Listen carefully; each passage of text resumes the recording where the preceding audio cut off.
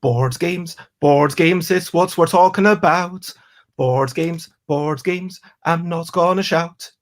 I am starting off this streaming with a little bit of singing, and today again will happen upon the person over there whose name is John.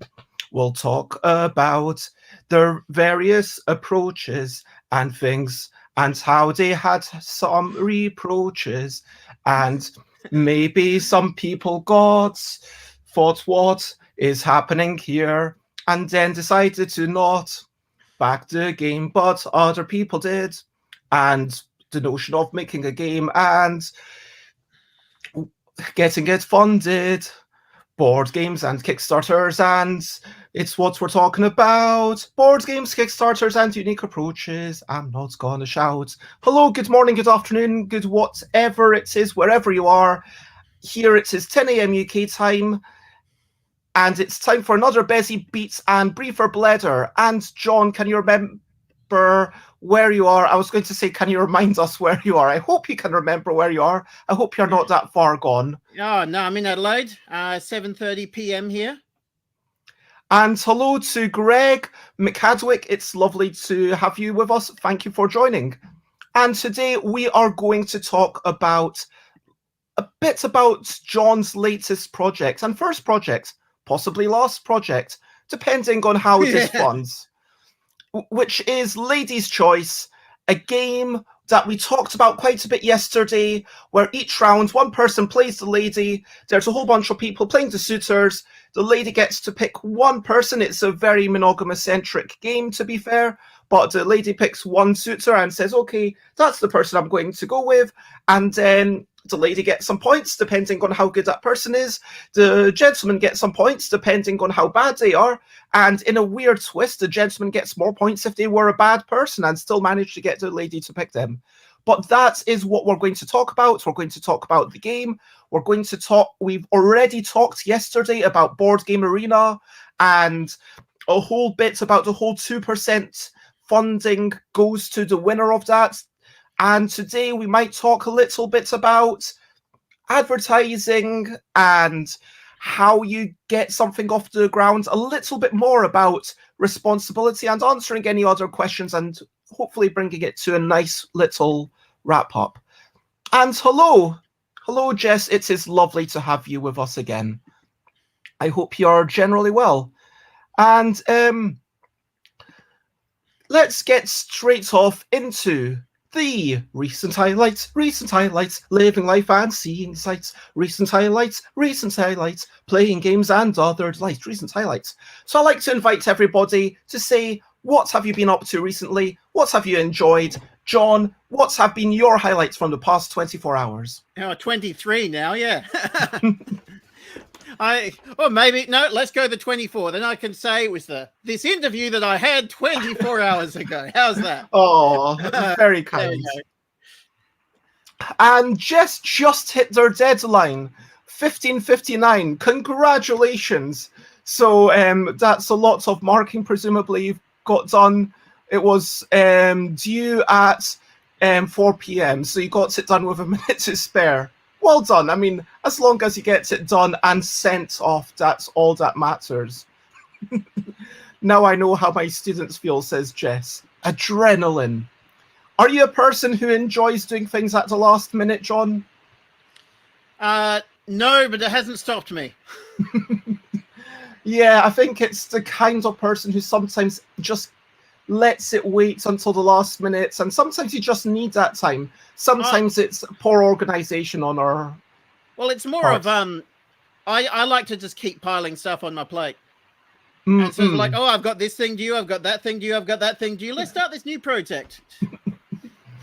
Yeah, I know what you mean. I'm always trying to start new games, and I have to say, no, I've got all these other obligations, and it's really exciting how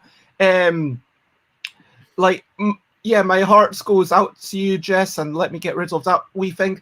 But people have been asking me, hey, can I buy a game about wee whimsical creatures and trying to identify them after someone makes noises? That's a highlight for me. And I have to say no, because I still have 400 plus shipments to send out to my Kickstarter backers. And no, I'm not using a pledge manager because I don't have the capacity.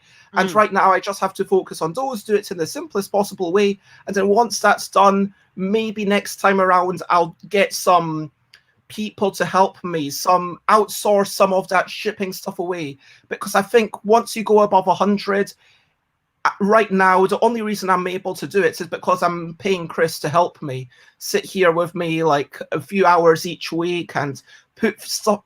One person, it's too much. Once you are above like 200, it's just about manageable. It's going to take lots out of you, but I don't think I would even want to repeat that, frankly. Other highlights: I did play Ice Flow, a nice ice movements game with Layla.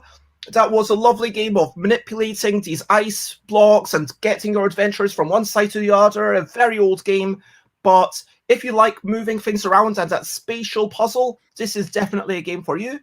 We also played Sand Castles, and that was a game that we played. But yeah, it was a highlight to be there with Layla. I'm going to give you another highlight, by the way. Because this is honest truth. Okay, this is honest truth. Right now, with the Kickstarter going on and my family, and I've got a car breakdown and all kinds of stuff, money's going a bit tight, okay?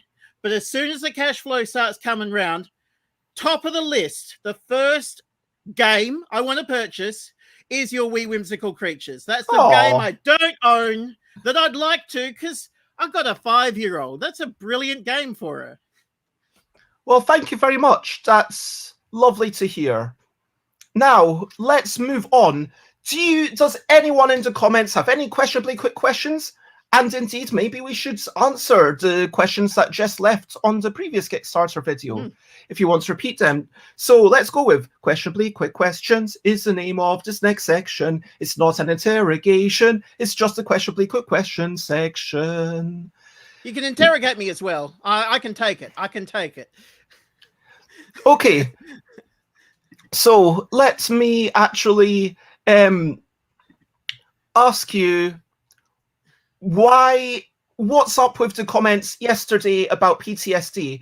I will say that, as people might have noticed with my excessive, hopefully sufficient eyebrow raising to convey that I didn't entirely approve of that. Not only did I not approve, but I kind of felt slightly uncomfortable about the use of that word PTSD. It felt like excessive hyperbole, and comparing it to something, I think that's the reason that I felt slightly uncomfortable with it. Hyperbole, I'll grant, but it is in the same direction, even if it doesn't go as far. Even if it doesn't go as far, it still goes in the same direction. And also, like, with the, and absolutely, it's a serious condition. And a lot of, one of the things that really does bring it about is, back during World War I, they would train with person-shaped targets. No, they used circles in World War I. They went to person-shaped in World War II, and they got the reflexes up. And so what this meant is that the soldiers were trained to knock down the people really, really fast. And this allowed them to shoot the people before they realized they were killing. And that was just, when they realized, what have I done to this person? It's holy whoa. Now also, and again, it's much lesser. It's nowhere near as bad, but I can remember I was just in I was single. I was in a conversation with a young lady. She seemed to be hanging off of my every word. And then she picked up a phone that wasn't ringing and said, oh, look, I have to take this. I have to go. I promise I'll be right back. Never saw her again. And I'm like, this was where she wanted to be.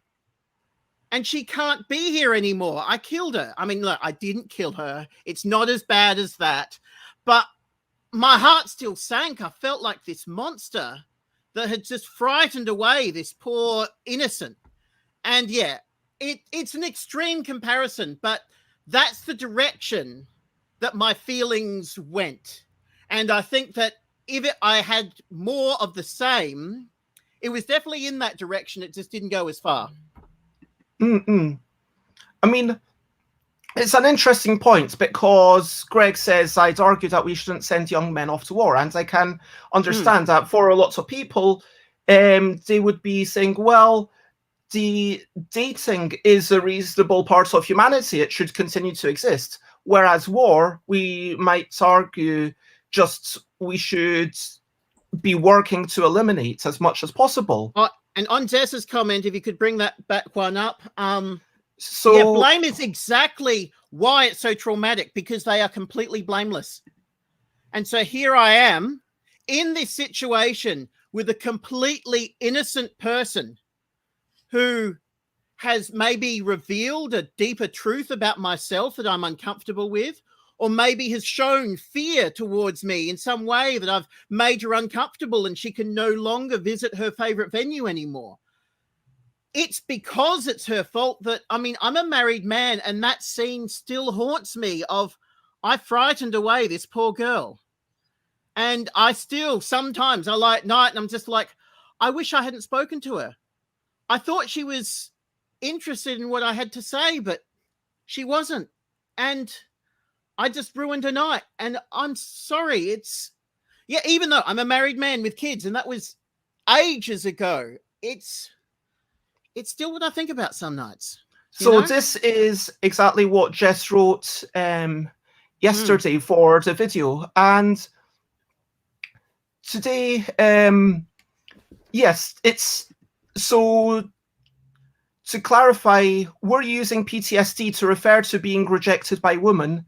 Yes, you were, but I was, but in a lesser, like, you know, like when you say, oh, this is killing me, I don't actually mean that I'm dead, but I'm feeling in that direction. Yes, I was exaggerating. The volume, the extremity was incorrect, but I stand by the direction. That's the direction of how I felt, even if it wasn't as extreme. And Jess asks, could you refer to PTSD maybe from earlier issues rather than projecting that onto the women you meet? And this is where the blame comes in, and you've already addressed that a wee bit. Absolutely. To confirm that Absolutely. It's not to blame. Absolutely. But it's definitely not that I'm blaming her at all. If I am to blame anyone, it's whoever it was that either put her through an experience that made her feel frightened of me, because I don't think it was me. I think it was whoever was before her. Or it could have been something passed down from generation to generation to generation, because her great-great-great-great-great-grandmother was assaulted and passed on the advice of this is how you don't get it. It's, you know, whatever. Somewhere along the line, a man did the wrong thing. And I have to wear that, even though it wasn't me.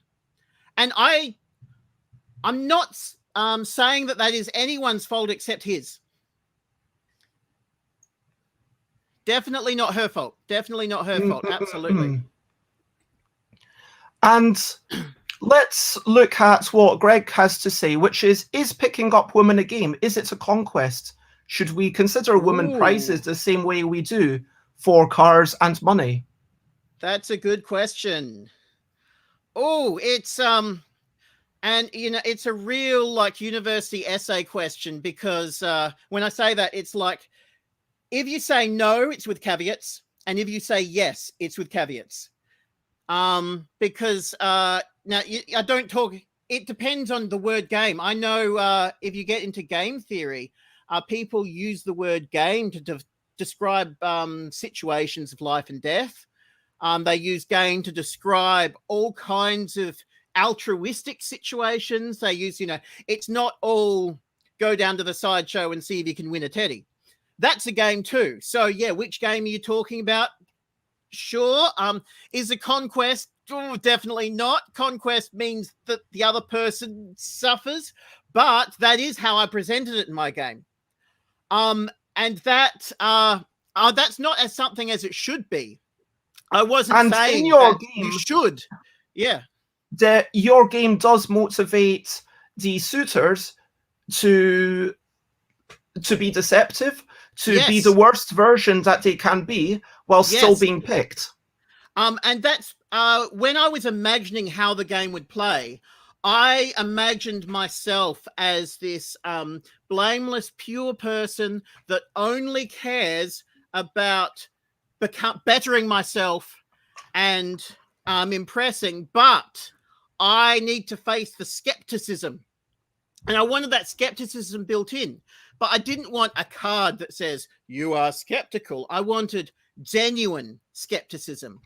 And at first I was thinking, well, what if you had a card that said you were the bad guy? But that just didn't work. And so in the next revision, I thought, what if you actually had the option of being the antagonist this round? You could just say, well, looking at this hand, yeah, I'm the bad guy this round. Let's play it that way. And that also meant that you could really take ownership of it. If you wanted to be the bad guy this round, you could.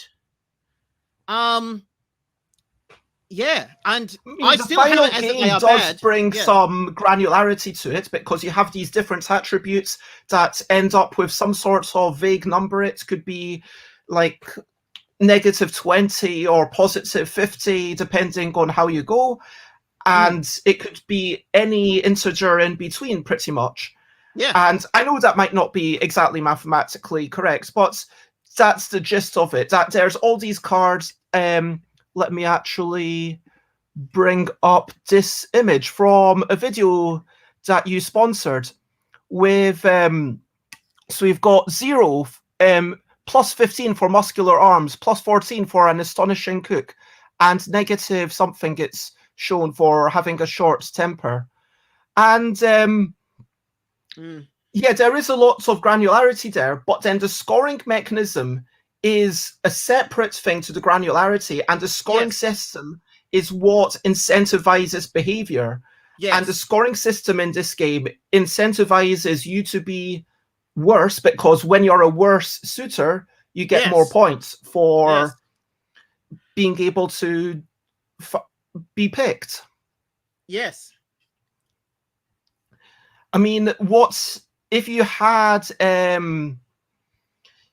yeah, so there could have been a different version where everyone was being super honest. Sorry, I paraphrase? There could have been a separate version with the same cards in it where you don't get more points for being worse. And that would just incentivize people to say, okay, I'm going to better myself. I'm going to improve myself. And that is now the nice version of the game where all the suitors are actually being honest and trying to improve themselves. That was the original game, and it was unplayable. There was no strategy. There was no anything. There was no multiple paths to victory at all. It was just get good cards. And that was the game. It was dreadful. But the idea of making yourself worse, that brought it to life. And that brought the situations like, you know, when I would find myself with like someone who has turned me down, and then they end up in a situation that's far worse. And I really do feel for them, that they are in a situation that's far worse. But at the same time, I'm thinking, wait, maybe I really am that bad a catch, that they're better off right now. And I kind of wanted that moment. And yeah, the game brings clarity to that moment where no clarity exists. It is dark. It's meant to be dark. There's a question of whether by making this game, you are there's an implicit message that this is in some vague, abstract way a model of reality. Because clearly there are some references to reality, but then the idea that to worsen yourself and still get a partner, you get more points. That is arguably problematic part. It is. Now that incentive system, I'm not suggesting that this is an incentive system that has been replicated in the world. And if you just start kicking dogs, then your marriage will be more successful. No, that's not how it works. The reason that incentive system is in place is because the game needs an antagonist. The game needs that, that guy that just lies to her face so that he can get into bed with her and then he just runs away. And we all hate that guy. I mean, the guy's genuinely, I even think that guy hates himself. Okay, we all hate that guy. But we need him for the story. He's the villain. And so by incentivizing people to be surprised, I'm the villain, I kick the dog. Now, no, I have had someone say you're encouraging animal cruelty. No, I'm not. I'm just creating. It's not very immersive from the gentleman's side, but when you're playing as the lady and you're just going, hold on, who here is trying, like really trying to better themselves? And who here is just lying to my face? And that is a message I do want to put out. Always engage with that question. Stay with that question. When you're dating him, think, is he really trying to better himself? Or is he lying to your face to get the victory points? And so, yeah, that was the message I was trying to convey, because we need the bad guy. And so giving people points so that they could be the bad guy means that we get a bad guy in the game. It doesn't mean that being a bad guy in real life is a better way to live your life. No, that's not the message of the game. And I am sorry that the message is in there, but when the message comes out, the game breaks. And a quick, I want to come back to everything that we're discussing right now, but just a quick hello to Dutch Yoda. I've got the banner back up, so we are talking about Ladies' Choice. And just to clarify a couple of questions, Greg asks, so you get rewarded for being bad, and each round you will either be playing one of the suitors or you will be playing the lady who is making the choice of which of these suitors to go after. Yep. Both people, so the lady will get points for picking the best person. That's what they are trying to do. Yep. And the suitor will get points just for being picked, but they will get more points if they are, someone with worth fewer points, as dictated by the cards that they've got in their hand. If they cheat on you, if they're already married, if they're, I've got all of these things. If they're any of these things, then when you end up married with him, yeah. Kicking dogs ties into Jess's question of what is lesser? What guy do we hate? Isn't love and attraction very subjective? Who is better or worse than you? Well, if there's two guys, mostly identical twins, one of them goes around kicking corgis whenever he can, while the other one works for an animal shelter and is feeding the dogs and bringing them back to life. I think there's a clear preference between the two. Now, you may also wish harm upon animals, and so you might have a different preference. But yeah, this is supposed to be the lady's preference, and the lady kind of stands in for an average amalgamation of what it would be most likely that this particular lady would like. It's not a hard and fast measurement, and it never could be, because tastes are so different. I just try and provide a sort of average amalgamation of tastes, and I know I've done well when I have a card, half the people complain it's valued too high and the other half complain it's valued too low. And that's now just right. And Jess says, no, I'm in real life, but we aren't, not talking about dogs.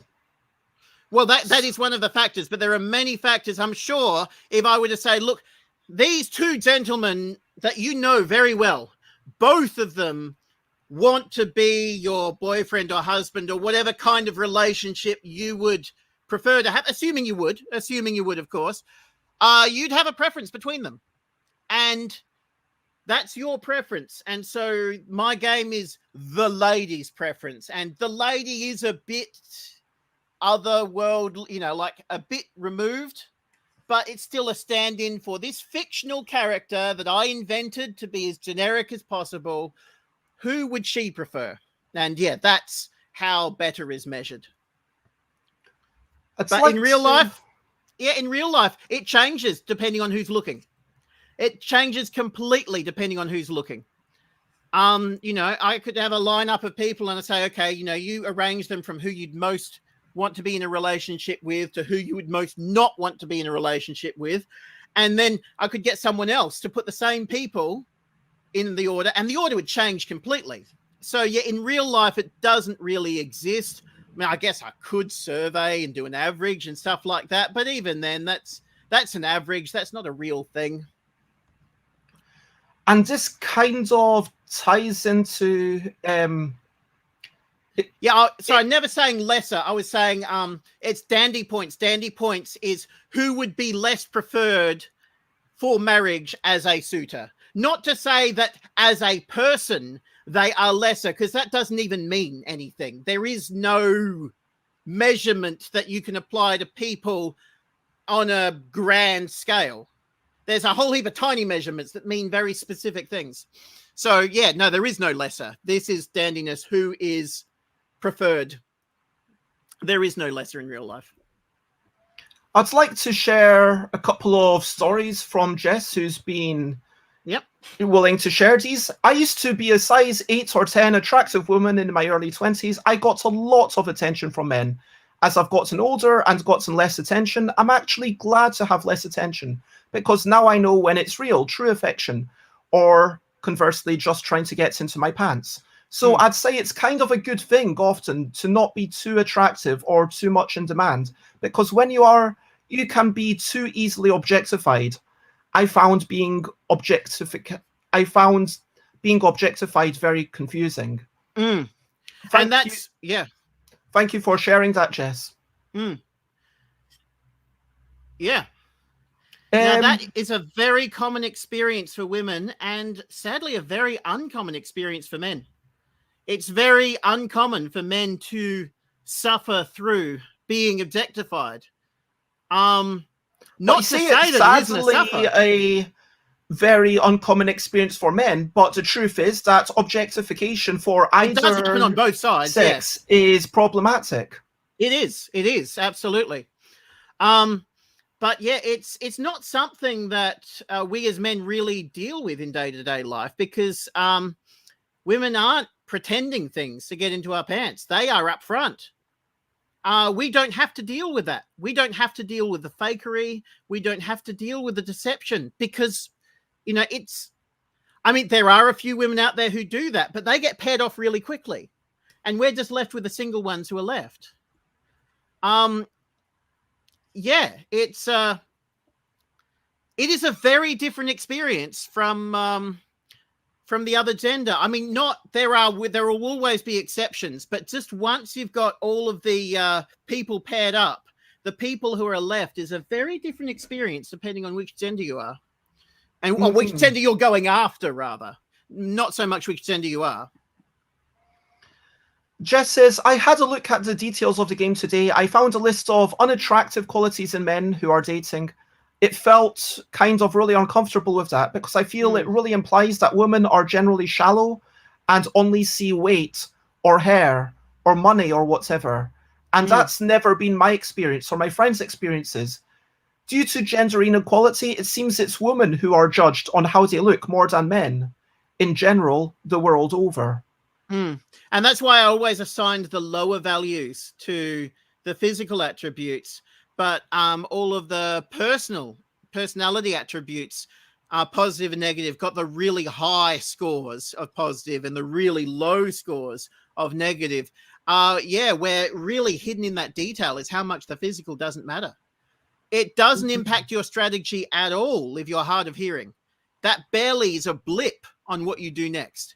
But if you have a short temper, that changes the game entirely. And so, I valued them accordingly. Absolutely.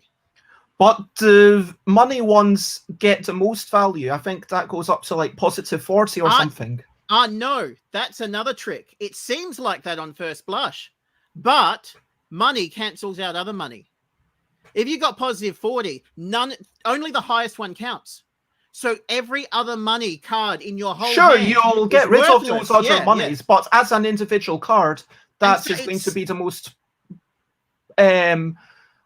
even if you jump from 20 to 40, that jump of 20 is still going to but there's outweigh. also the jump from 38 to 40. Or the jump from 36 to 40 it's nothing. It's deceptive. And yeah, it's supposed to look like money's where it's at. But when you really get into the game, it's a smaller factor than you first realize. That's one of the tricks I worked in.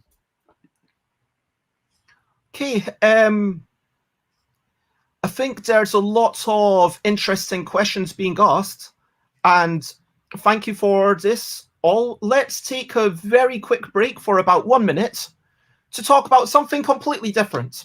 Let's talk about a brilliant thing. What's a little thing which is brilliant? I'm going to talk about modern light bulbs. I mean, I think they're pretty gosh darn brilliant. I'm not talking about the old one with the tungsten filaments. I think it works, and then you heat up this tiny wire until it's glowing red hot, and then it emits the lights. I mean, those are kind of rubbish. I mean, yes, they were an amazing invention back in the day, but then they've got, you know, they break easily. There's so much heat loss. But then modern light bulbs, like this light bulb that I've got beside me, I am literally touching that. There's hardly any heat being wasted from it. That's brilliant. And they last forever. Energy efficiency. I think it's brilliant. Yeah. Now I got to come up with a brilliant thing. Okay, I'm going to Just try and says bananas are brilliant. I will agree with that. I mean, they're a nice fruit, give you potassium, all good stuff. I'm going to try and stay a little on topic, but I think a brilliant thing is online dating because it's safe. It's like just the safety in being able to send a message, find out who that, and you do your dating online, and you don't put anyone out. Like I'm not going to have that experience if I scared her off of her favorite venue. No, she clicks the X and I disappear. And so I don't feel I've put anyone out, and I don't feel they've put anyone out, and it just clicked through lots and lots and lots of different people. And I think it's unfortunate that the online bit's safe. Avoid meeting them in person for as long as you can, but the online bit is safe. Stay in the online bit until you are sure you are ready to jump to the next step. And I do think I missed out on the online thing because by the time it really became popular, I was already married. And I would think that would have made my life so much easier if I could have done it that way instead. Now, Jess, if you feel like you want to expand on that, it never feels safe for women. Yeah. I think it's definitely, worth remembering everything that, as Jon said, I will agree, be very careful, do set up certain checks until a certain point. Absolutely. Stay there. And it's called online dating because you date online. Stay with them 6 months if you have to. Just chat to them online. Don't tell them where you are. Don't tell them anything except for what you need to until you're finally ready to, like, you know, I've been chatting to this guy for the last 3 years. That's not how online dating really works. It should work, and it does work. And no, the dating gurus say that's how you do it. The dating gurus say do not use it as a connection service. It's not. Do your dating online. Don't meet up with them until they're begging for it. And who are these gurus that you've chatted to? Was this your friend who inspired the game? Actually, it was. I was a bit of an academic when I was single, and I'm like, well, I'm going to study this. I'm going to learn it.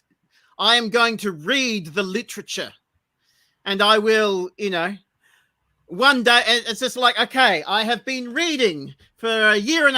I might be ready to speak to a woman. No, I'm going to keep reading. I haven't read this book yet. Back to the books. That was me. And yeah, it seems like there's a disconnect between how you and your friend are saying this is how it should work and how it does work in reality. Says it's not how it works. People want to meet. in Thailand. Today we are discussing a man who has, and this is a short trigger warning. So if you, I think this whole show, we are going to be discussing a lot of dating problems and assaults and things. So please, I would suggest if you are not able to listen to such things because of where you are in your life right now, please maybe join me tomorrow or join me at 3 p.m. today. I'll be playing Slay the Spire in 5 hours. Full respect to that. You go through what you go through. Don't feel any judgment from us. But there is a man who has conned and assaulted a lot of women. Not much is being done about it. Yeah, absolutely. Jess was talking to their guy friend today about how single men on apps can easily invite women over for sex. Women don't have that freedom at all. Single people, frankly, like to have sex. But for women, that's dangerous, and it should not be. The fear limits women. I'm saying it can be safe if you use it correctly. As soon as you decide, I'm going to meet this person I've been speaking to for an hour, I'm sorry, that's on you. I can't condone that. Stay talking to them for 6 months and it's safe. If you're not doing that, I take no responsibility for what comes next. But it's not like anyone's asking you to. No one's asking you to take responsibility. Yeah. It's just an acknowledgement that it is. If you say this is how I'm going to treat it, you aren't going to find other people to treat it the same way. Yeah. So I will clarify, it is brilliant and safe if used in the way I just described. Men feel safe meeting after an hour, so why shouldn't women? Ask Jess. Sorry, why shouldn't women? Yes, why shouldn't women feel safe? Basically, Jess is talking they have a choice? That's like, if you don't feel safe, you don't feel safe. We shouldn't be putting shoulds and shouldn'ts here. That's, no, if you don't feel safe, don't feel safe. That's, I don't want to pressure someone into acting as if they feel safe when they're not feeling it. If you don't feel it, don't. And I would like to spend at least a little of this, but I'll close up with one comment from Jess. But I'd like to talk at least some amount about the actual game and the Kickstarter approaches. So Jess says, I'd feel like he was creepy if he was talking to me only online for that long. That's a weird amount of time. But let's draw a line under it. I've only talked to you that long online. I haven't met up with you yet. We've that was more than 6 months ago we first met. Let's talk about other things. Let's talk about board games and the Kickstarter. So let's talk firstly about Kickstarter funding goals, because you have a very specific idea. I would like you to explain it in your own words. Yes, I will. I'll go on a little tangent, come back. So I do believe that in game design, there are no hard and fast rules. Whatever the players like, do that. Whatever feeling they want to feel, do that. There is no, it must be fun, you must add this. No, there is none of that. It's all, and even in marketing, what works for one game is not going to work for all games. It's all a best fit situation. However, stretch goals, the funding goal, there is one way of doing it. And if you're not doing it that way, you're doing it wrong. And there are very few things that I can say in the creative industry of if you're not doing it that way, you're doing it wrong. There's one right way to do it. When setting the goal, you need to understand that when you've raised a certain amount, suppose you've raised $1. Of course, you wouldn't go ahead. You can't afford to print for $1. That's crazy. Why would you do that? Could you do it with $2? And there's a point where you get to the number that's high enough for you to go, oh, geez, I don't know. I don't know what I'd do in that situation. That's, I hope I never get in that situation because that is not an amount that I want to raise. I don't know if I'd go ahead with that or not. That's your funding goal. $1 more than that is your funding goal. $1 more than that is your funding goal. Absolutely. Because yeah, it's when someone just hits their funding goal, what that means is that the anguish and financial burden and physical burden and emotional burden and time burden they suffer through funding is exactly the same as they would suffer by going, that's it, I'm done, I'm out. At the point where those two things are equal, that's your funding goal. And lots of people say, no, your funding goal should be this really high amount, that it's exciting if you achieve it. And like, yeah, but what if you miss it by $1? I think the question just goes to the point of the sunk cost fallacy. Basically, what it emerges from is that lots of people say, oh, you should be trying to recoup your advertising costs, your marketing costs, the work that you've already done, the cost that you put into making those prototypes, the time that you've already spent. Yeah. And you're not going to recoup them if you fail. So why do you think you should recoup them if you succeed?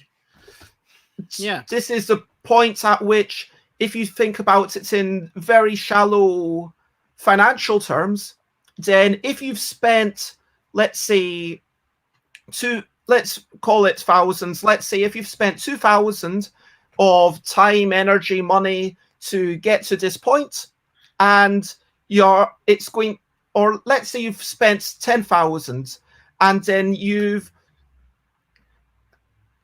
going to spend another 2,000 to just print the thing. So if it's going to cost you 2,500 to maybe print the thing and ship it around, well, at that point, that's your goal. 2,500 plus your time is the funding goal, plus whatever you think the stress and the future stress costs you. Because it's okay to want to pay for your future time. That makes sense. To pay for your future time, to pay for the time that you yourself will be packing stuff. If you think that this time of yours has value, let's say you end up making zero money on it, and you would be thinking, oh, I wish I didn't have to pack all these things. I would rather just not be packing this and not doing the game at all. In that case, it shouldn't have been 2,500. It should have been maybe 3,500, because maybe you feel like your future time and the efforts of even doing it is going to cost another 1,000. In terms of how much you value. And there are lots of factors to weigh in, but they're all future factors. Your past factors are irrelevant. It's as if, the point at which you fund everything before that moment doesn't exist. You look at the things after that moment, and everything that happens after that moment is part of the calculation. And so that's basically the one thing that's being said that I agree 100% with Jon on, that you do want to make sure you don't suffer the sunk cost fallacy. Think about your future stuff, but ignore all the money you've already spent.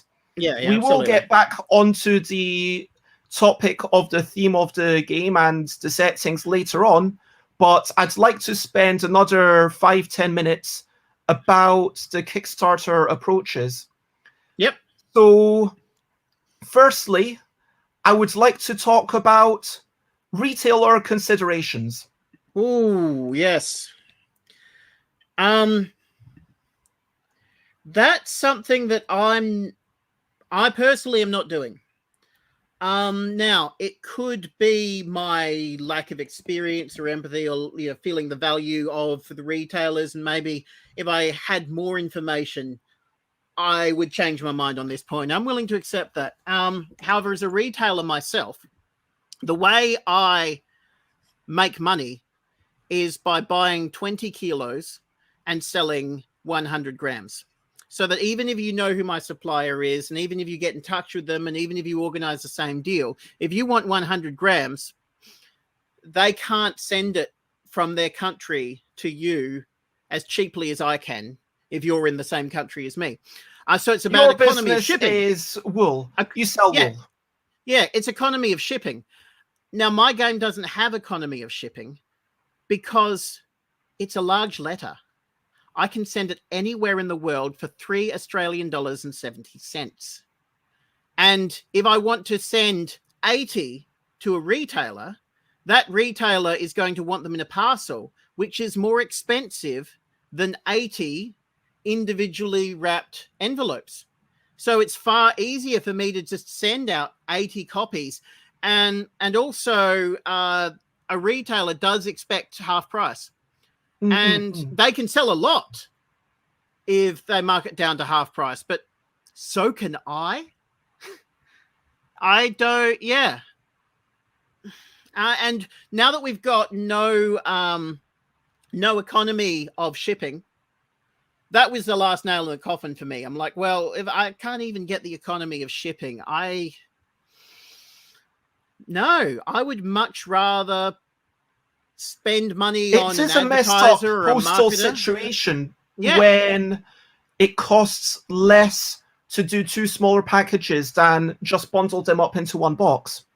It costs less to send 80 letters to you or to anyone in the world than to put all of them into a box and send the box. And if you want tracking on that box, that's extra. And it's far cheaper for me to just put it in an envelope. And if anyone says, I didn't get it, I'll put another one in an envelope. Even by then, the time you've printed 1,000, you'll have a few extra. Exactly. I won't know what to do with them. And I'll have a few extra envelopes. Okay, an extra $3.70. Done. Yeah. It is an interesting question because personally, I have tried to prioritize retailers as best I can, but being aware of what does it cost. And Molly Zeph, I know, has a lot of people do great work with retailers. The idea being that it's not just about those individual units that you sell. It's about ideally some sort of organized play. The retailer saying this is a game worth buying and disregarding what's on in this individual game. It is an interesting approach to say, I'm just not going to put any option for retailers to buy this. Yeah. There is no bulk buy discount. It's not as if you get any. You don't get any discount. I don't save anything in bulk. I don't save anything in bulk. It's still individual envelopes. You know, if you buy 100, I have to send 100 individual envelopes. Also, even if I wanted to put 81 into a parcel, they won't fit. The Australia Post will not accept it. It's 80 is the maximum per parcel. And yeah, it's cheaper for me to just send you 80 letters. And that's at the maximum economy. It's still cheaper to just send you 80 individual games. It is really, really weird how things are at this point in the world. And I've spoken before how it's cheaper for me to post something to Poland and then get someone from Poland to ship it to the USA than it is for me to ship something to USA. And that is completely messed up. I mean, that should not be cheaper. That's using more energy. That's economy gone wrong. Let's touch upon your marketing, your pre-marketing, your talking about it in Facebook groups. Frankly, you're courting controversy, and so let's start with there. Courting controversy. It's messed up that's how the algorithm works, but Facebook loves controversy. And so the thing is, I will post it somewhere and lots of people like it and share it and silence. And I have a look at my sales on my backing, and it's still maybe one sale. And then I post it somewhere else, and someone says, this game really offends me. And I say, okay, why is that? Well, it offends me because of this. And okay. And so I'll try and speak to that as nicely and respectfully as I can. And they get really angry and say something else. And as this conversation's going, I check at my backers and I'm getting sale. And next thing, all of these other people are joining in the conversation. A lot of them are taking their side. But also we got one or few that are coming in and they are saying, no, actually, this is a perfectly fine game. I just bought 10. That happened. That actually happened. And that's all because of the visibility that I got from people who are trying to make me invisible. So I treat them with as much respect and as much courtesy as I possibly can, because they are what made this project happen. It's how And Facebook that works. is, as you say, messed up is a good way to put it. It is messed Don't up. you feel if that's the way the wind is remorse blowing, or you put guilt? well, I do try to be as respectful as possible. And I do try to be as kind as possible. And I do try to have as much empathy as I can muster, while still speaking honestly. And the thing is, if someone has taken the time out of their day to see my whatever it was that I showed and write the comment, they're strong enough to hear a respectful, polite response. And I do try and keep it as respectful and polite as I can. And they do another one, and I do another one, and they do another one. And I'm really trying as much as I can not to say anything about the person. I try to be as nice to the person as I possibly can. And sale. I'm making so much money off of this. Sometimes I think I should just quit and, quit my other jobs and just discuss my game with people who don't like my game full time. There's money to be made. And it's not just my experience. I know some of the people are working in I don't know if it's a retailing or the distribution of Secret Hitler. And someone put out a big post of why you should never buy Secret Hitler. And after they put out this post of why you should never buy Secret Hitler, lots of people bought Secret Hitler. So now they've got employees just trying to engage with this community, saying don't buy Secret Hitler, to try to get them somehow, anyhow, to have them say it again. And they've got the designers saying, well, hold on, I'm Jewish. I could just tell them, defuse the situation. And everyone's saying, not yet. Not yet. Because if you say that, it will defuse the situation. And then we can't sell anything.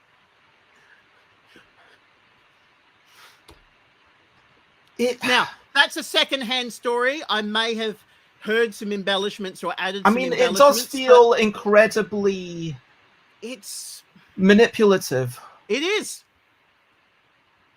It is, which is why I try to be as respectful and courteous as possible while I'm doing it. Because it is. Let's talk about finding a partner and advertising in general. I'm going to bring up a few stills of a video. So this is the Fact Fiend that I was just introduced to this morning. Frankly, I was completely unaware of this person, but are very popular. 743,000 subscribers, with many of their videos having millions of views. They often talk about video game related stuff, it seems like. Is that correct? And they are the spectrum, yeah. But they do talk about other things. Here's a sponsored video where you paid 500 quid. American, 500 American. Oh, he got the number wrong, and I corrected him, but he never corrected it. It was 500 American. Oh, so all the numbers are American. When it's 1,500, that's also 1,500 American. Yeah, they're all American, yeah. Oh, okay. So you paid $500 US, and to ask him to make a video about this particular type of sheep that eats seaweed. Yep. And then they spent a whole bunch of time talking about Jon Chambers at the end of the video. And this seems to be their promotional style, that they spend half the video about what they consider content and half the video about talking about their sponsor in whatever manner they deem fit. Could you talk a little bit about how you first approached this person and why you chose to approach this person? Okay. Yeah. Oh, that's a funny story because he has a segment which he calls "How Not to Do Business." And it's a brilliant segment. It's got a whole playlist of how not to do business, and each one is the story of someone who approached him for a sponsorship deal and how they convinced him not to do a sponsorship deal. And I was watching one of them, and he was talking about this back and forth he was having between a sponsor that really wasn't understanding what the channel was and what he deems to be acceptable on the channel, and just trying to compromise with him. He says, look, how about this? How about you research some funny animal facts and I will respond to the funny animal facts live. Audiences love our funny animal facts. And they're saying, well, we're not really a funny animal company. And I'm thinking, oh, I am. I'm a funny animal company. You should see this funny animal I got. It is so funny. You know what? I want you to talk about my funny animal. I've got a funny animal for you. And I'm thinking, and I could write this off on tax. Let's pay him to talk about a funny animal. I'll write it off on tax and I'll have a good laugh. And if I get the money back, then what's the whole comments about marital disagreements? Presumably that was hyperbole on your part. It was actually, I did it without much discussion because I knew that's exactly how the conversation was going to go. I discussed similar things, and so I said that she wouldn't approve, and so he extrapolated on that I had asked, but really this was a surprise. And it was such a thing that she'd say that she came ahead and say, look, I'm sorry, I was wrong about what I said. Because she didn't remember that she never said it. But it's exactly what she would have said had she had the chance to say it. So she said, I'm sorry, I was wrong when I said that this sponsorship wouldn't work. I never told her about the sponsorship. And so, but it worked so well. I hope that you cleared that up with your wife, straight away. I can't remember. I'm sure. You know what? I'll probably have a false memory about it, so I don't want to say. But though this was around the time my son was being born and my wife had some extreme complications. And as soon as she recovered, we had more customers than we could handle for 2 weeks. It was incredibly bad timing on my part. And I remember once me and you had this discussion about, I said you should never plan for success because why would you plan for failure, and success you can deal with when it comes there. Well, no, in this case, I should have planned for success because you should have get someone on standby to help you. I didn't think I was going to get sales. I just thought I was going to make Carl talk about a funny animal, and all of these people want to buy wool now. I did not think that through, but now I planned it, and now we've got a regular promotion with Carl where he will every Christmas, because it's right before Christmas where people just go crazy for wool. So every Christmas we are paying him to run it again. And then you paid Carl again in February to make another video. And when you say you're going to pay Carl again, that presumably it's a brand new video, right? Yes. It's going to be every November forever until one of us goes out of business. And so that's, ridiculous story. You told me privately before we started that there was this amount, 7,000 Australian dollars that's publicly been mentioned. Yep. And I assume maybe given postage and costs of goods, maybe 30% of that is actual profit. Oh, I said excluding postage, if you read that. Excluding postage. So even better. Including postage is maybe double that. You did tell me privately that it did dry up basically after 2 weeks. But 2 or 3 weeks, having said that, presumably the second one resulted in another spike, and just the amount of comments here is ridiculous. Yeah. Woolman Half Returned, and then you did a promotion for this game where you also paid Jon, and it's ridiculous. Like the comments that you've gotten just because you've sponsored them 3 times, and you were an early sponsor. That seems to be basically all you've done to earn these comments. It's bewildering to me. It's I think the other thing, and this is said by very well-meaning people who really mean this as a compliment when they say it, but they say, well, yes, it's a very good job that you sponsored Carl. And very well-meaning. If you're the person who said that, I know you meant well, but I put so much other work than that. The work where I paid him the money was not work. That was just have some money. Mention that I exist. Thanks, Carl. There was no more work. And sometimes it kind of hurts that, like, I'm passing him the ball, but he's kicking all of the goals. And it can hurt a bit that I'm not kicking many goals on my own. It's true, but that doesn't make it less painful to hear. Well, given that, the majority of the backers, I'm going to actually have a wee look. I guess that Oh, where's the other version gone? Oh no, 17 versus 158. But that initial day one funding of sending people over is still a massive surge to the campaign. Oh yeah. Yeah, and that was, I mean, now some of it is just people who saw it. I think there was 16 people following. I don't know what percentage of them backed, but 16 people following when I launched. And that was, I wasn't trying to get them. I was just saying, oh, by the way, here's my Kickstarter. I don't know if I did a good job or not. Can you tell me what's wrong with it? And 16 of them followed. But yeah, a lot more than 16 backed. Yeah, that was all Carl. He cooked all the goals. I just passed him the ball. It's a very well-crafted ball I passed him, though. Go back to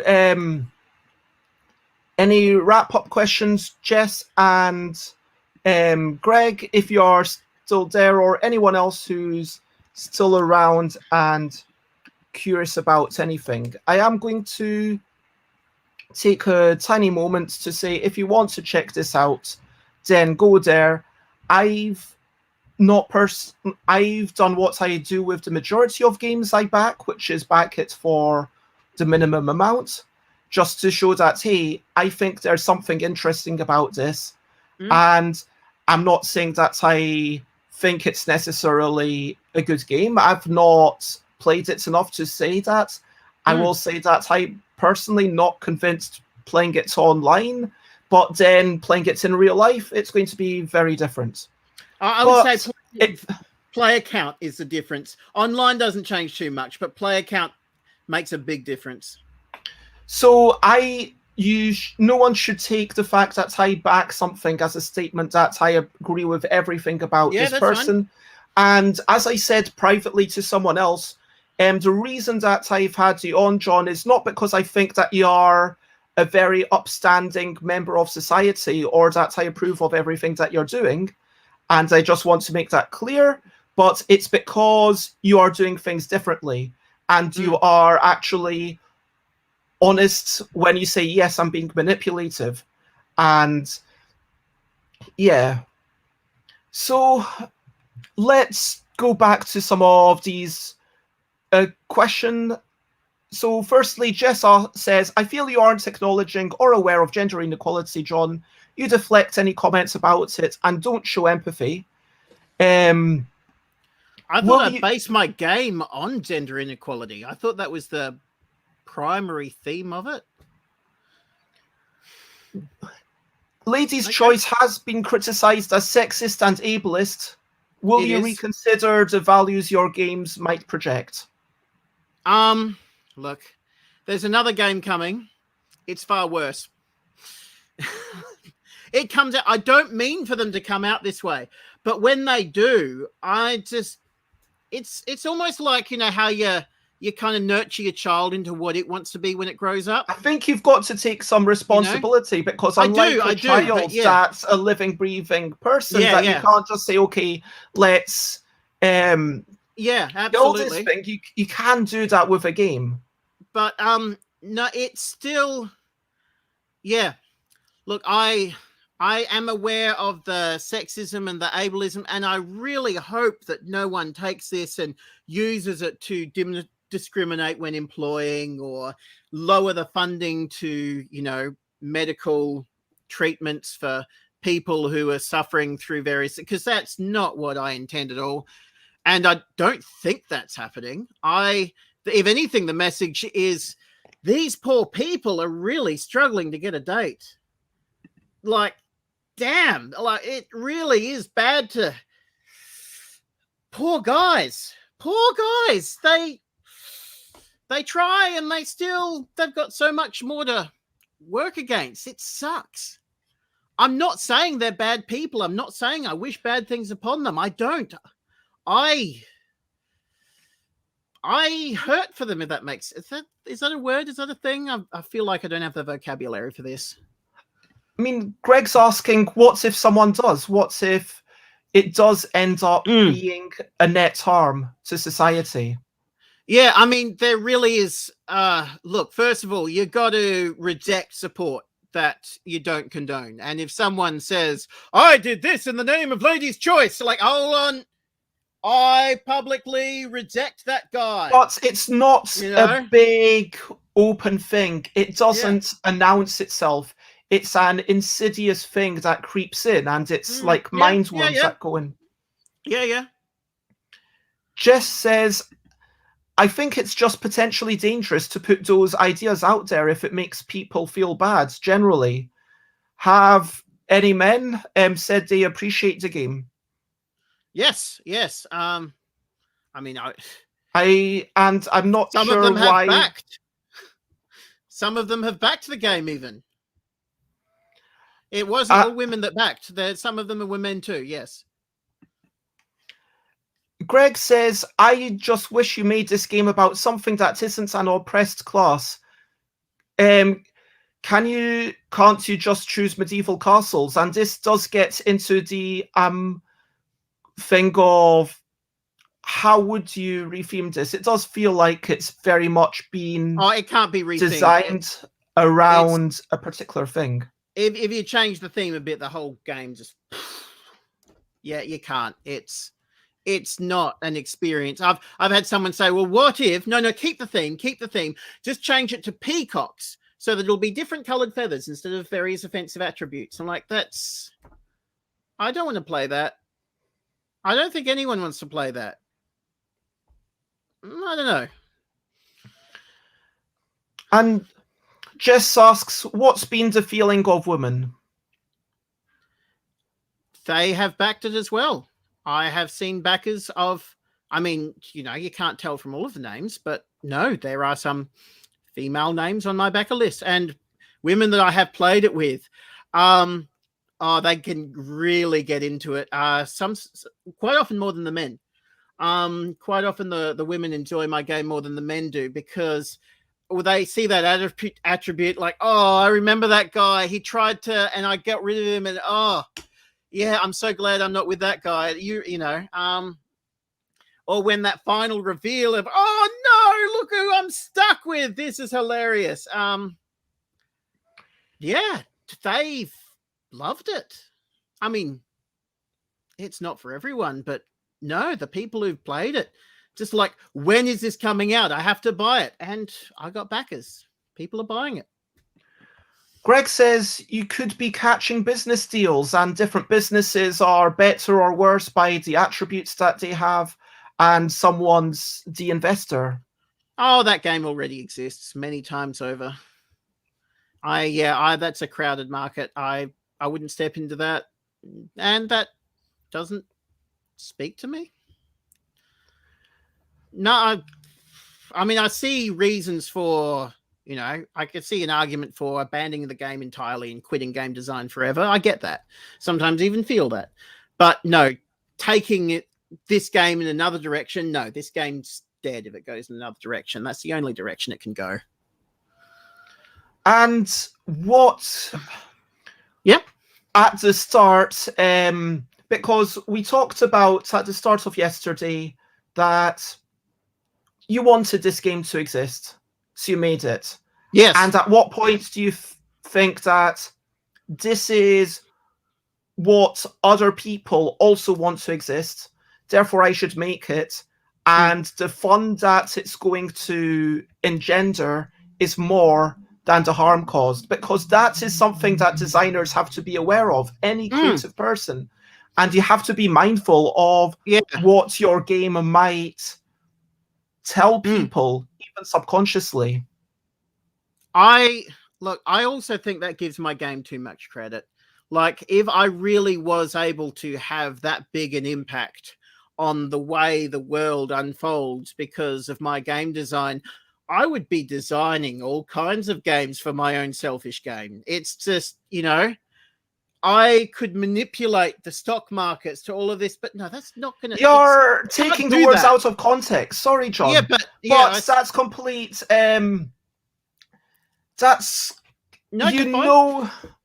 Like, I'm not saying that because of your one game, someone's going to get, you know, as a direct consequence of this one thing, someone is going to get abused.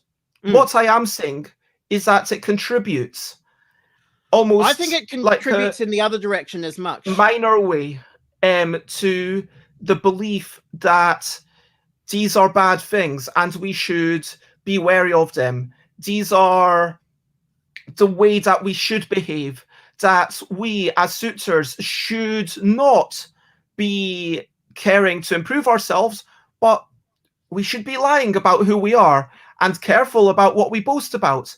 And that is the reality. But then there is the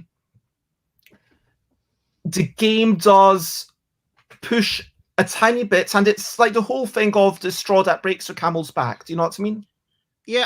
Now that particular thing that you spoke to, it's supporting the status quo. Yeah, I kind of wrote that as a warning to women to be careful. Like, and I was really proud of that message of be careful. Just because that's who he is right now, just check in. Just check. Is he still like that? You know, the old metaphor of, you know, the water turning up and the frog jumping out of the heat, or however that goes. It's just, no, be really, really careful of who you end up with. Just really wants a clarification of what the warning is. That's the warning. The warning is be really careful who you end up with. Like, really, really, really careful. And that was the message of the game. Just be really, really careful. Oh, I need to... And, you know, look at the big numbers. Ignore the little numbers. The little numbers are a decoy. It's the big numbers that'll get you.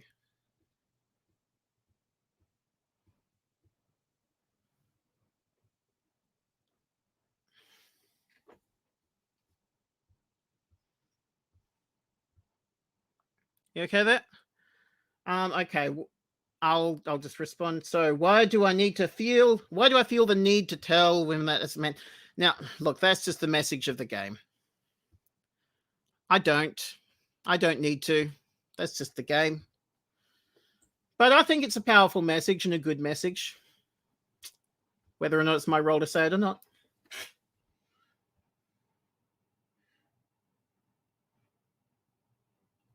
No, I've got no stake in that. I'm married now. Whoever women choose from here on out, it's not my concern.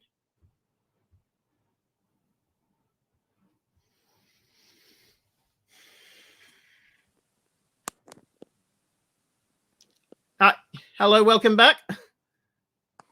Hello, and many apologies to everyone involved. Let me try and... No, I can't sort out the things. So I missed a minute. Apologies, my laptop okay. went off. Just says it doesn't matter that you're married now, though. I don't think. You're the maker of the game.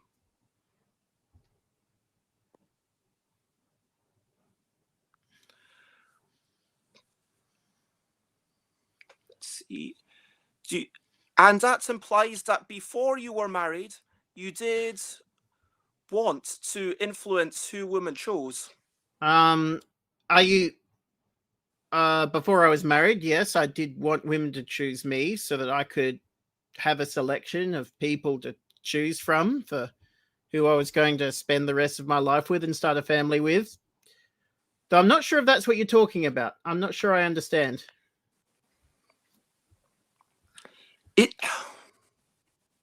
I'm really trying here. I'm really trying to understand what the point is.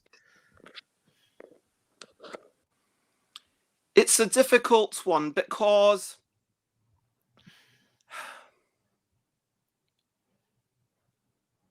I am honest, as a personal thing, if someone asked me my personal position, I'm honestly not sure what to think. I am not sure if this does more harm than good. Honestly, it's not where I would have chosen to spend my energy as a game designer. I would personally have chosen to spend my energy somewhere where the harm versus good ratio was a lot more clear. I mean, something about, like, for example, Yogi, where it's sure someone could get injured whilst playing that, but that is them being a numpty. But this has the potential for it supporting a status quo feels like a worse thing to me somehow. I don't feel it's supporting as much as reporting. If that there is a difference between supporting a status quo and reporting a status quo. It's subtle, but yeah, I don't feel that there is a real support. It's more of a report. It's not a realistic game, though, is it? Well, I know. I mean, I did spend as much as I could in the academic papers of attractiveness and working out over surveys conducted of thousands of women, which attributes they find is more important than other attributes. Really dug my head down into the data and just got what the data said. Tried to put them in the best order I could. Even sort of eyeballing it like that should be realism was the aim, and I'll wear it if I haven't achieved it. Do you have any links to this data? Asks Jess. No, I was going through it so fast I wasn't I didn't keep a trail. It was just, like study after study, paper after paper, just get the gist of it, move on, just get the gist of it, move on, just get the gist of it, move on. And then, go into the magazines and see what the magazine column editors are writing. And just trying to not even write it down, but just try and immerse myself in it to get to the point where it spoke to me on an instinctive level. It was quite a job. Yeah. And the other thing that's brought up, and I am wanting to wrap up quite soon, is that it does feel like there's a sense that, and I support this, that it's more incumbent upon someone who's dealing with potentially harmful or sensitive topics to do a bit more work. More work? Yes, because if I'm making a game about cats in space, and those cats in space are going around and collecting unicorns, whatever, there's no risk of anyone being harmed, right? And so, frankly, any game that you make on that topic would probably be fine. It's not going to contribute to. Whereas if you make a game about something historical, if you make a game about suffrage, or if you make a game about the dating scene, something that has a lot more real world connections that got greater potential to harm, then it's kind of more incumbent to do extra work in showing not just potentially doing those references. Almost, I love the idea of almost treating it as a proper book with the same approach that and reverence that someone would give to a book, with saying, these are my references, this is where you can look things up. Having one extra sheet of paper in there. It's not a feature a customer has asked for yet. And I don't see a way to come to any clear conclusions. Like always, frankly, I feel like we've gotten hopefully a good sense, and just says we've asked now. Yeah. But and I'm always happy to, even after the fact, I will try to answer any questions to the best of my ability, and it helps me with the Facebook algorithm to keep doing it. So ask away. I do make a real honest attempt to take the questions in the spirit they were asked and give the most satisfying answer I can. I don't always get it, but I try. Now, it's not been the most satisfying conclusion. That's often the case. We don't come to any real conclusion, but it's raised some questions, and hopefully this has been a worthwhile discussion for people, because, as I said in the middle, I appreciate, if nothing else, your willingness to talk about these things with honesty, and your willingness to say, yes, this is what I was doing. I am being a selfish being, and I am being manipulative. And that is something that people do often choose to engage in without the honesty around it. And so thank you for that. Thank you for coming on. I want to say, before we finish up, I would like to ask everyone else, let's draw a line under this and very quickly ask, over to you, what are you up to? You can share, but only if you want to. I am personally going to have a very quick cycle over to the bank. I'm going to be back here. Some people suggested, I think it was, I put a poll on my Twitter, should I buy Slay the Spire, a game that was on sale on Steam? I put yes, yes, yes, or no. I was deliberately trying to split the vote. I was hoping to not buy it, I'm going to be honest, because that way if 30 people had said no, and then 20 people had voted each of the yes options, then obviously I'd have gone with the no. As it happened, 67% of the people went with the first yes option. So I have bought it. I am going to be playing it today at 3 p.m. UK time on my regular Playful Shenanigans. I'll be doing that and chatting while I do it. We can chat about whatever, chat about the game. And yeah, this evening I might be having a bit of time with a lovely friend. What are you up to, John? What are you up to, everyone else? No, I just got to bathe my daughter, running late for that. So I'll get off to that soon. Jess says, I am doing extra stuff to my grades. Lots of adrenaline, and thank you, both of you. You're welcome, Jess, and thank you for contributing. Thank you for all the questions and insightful comments, and for sharing your own opinions. We did talk about a lot. I'm glad to say that we actually managed to get through everything that I was hoping for. We did talk about the net negatives versus the net positives. We touched upon it, at least.